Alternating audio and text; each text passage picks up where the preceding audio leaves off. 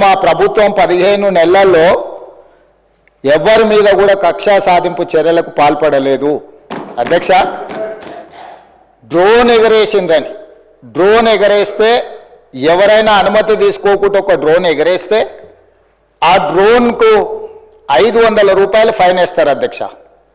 కానీ పార్లమెంట్ సభ్యుడిగా, Congress party working ప్రెసిడెంట్గా నన్ను అరెస్టు చేసి జైలుకు పంపించి, మామూలుగా దానికి 500 రూపాయల ఫైన్ ఉంటే బిలో 7 years ఉంటే రిమాండ్కే పంపరు, పోలీస్ స్టేషన్ బెయిల్ ఇవ్వాలి.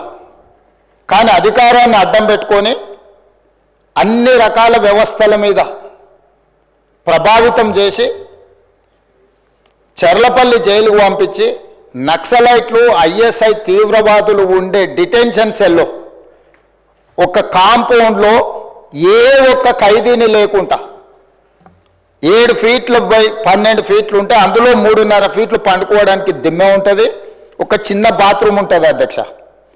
16 రోజులు డిటెన్షన్ సెల్లో ఒక్క మనిషిని చూడకుండా నన్ను నిర్బంధించిన ఆ కోపాన్ని దిగమింగుకొని రాష్ట్ర ప్రయోజనాల కోసం ఈరోజు పనిచేస్తున్నా అధ్యక్ష.